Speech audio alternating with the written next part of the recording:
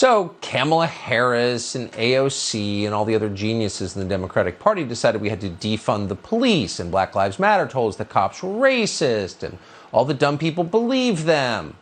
We got police reform. And what happened? Oh, thousands of people died. Cities like Los Angeles, Chicago, New York got way more dangerous. D.C.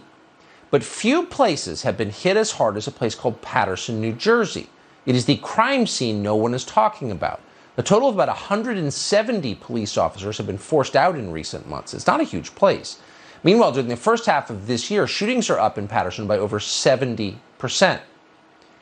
Billy Prempeh is from Paterson. He hopes to change that. He's running for Congress in New Jersey and joins us now. Billy, thanks so much for coming on tonight. Paterson's one of those places that kind of built America, big manufacturing town that died. It's become a much poorer town and a dangerous town. You live there. You watch the effects. Tell us what's happened in Paterson.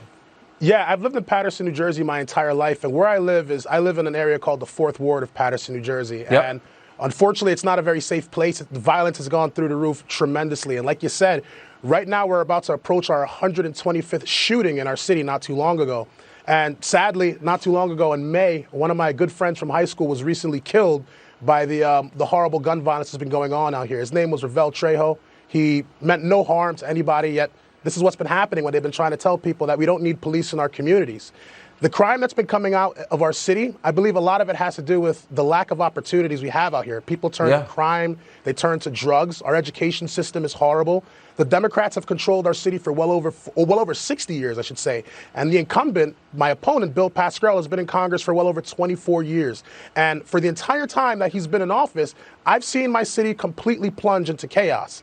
One thing's always been consistent, and it's him. We've got different mayors, different councilmen, different leaders, but it's never been as horrible as it is right now. And the current mayor, Andre Saye, he recently got on Facebook Live not too long ago, wearing a bulletproof vest and a fake mayor's badge, walking around with the police, acting like he's doing something for the community, but he's only doing it because election time is coming up right now.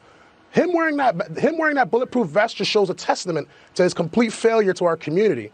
What I'd like to see happen in our communities, I'd like to see more opportunity zones in our community so we can have people get jobs and opportunities that'll lead them elsewhere from doing crime.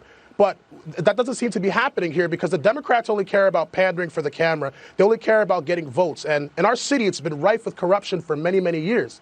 And despite this, Paterson makes up 35% of the voting block in the 9th District of New Jersey. So they've used Paterson as a mill to literally harvest votes and buy votes. There's a lot of people in Paterson that'll tell you about this. People will come to their door, give them a $10 bill for their ballot. This happens quite a bit in the city. So that's how they keep control of our city. They buy people off, they buy people's votes, and they give people jobs so they keep quiet and don't say anything about trying to change it.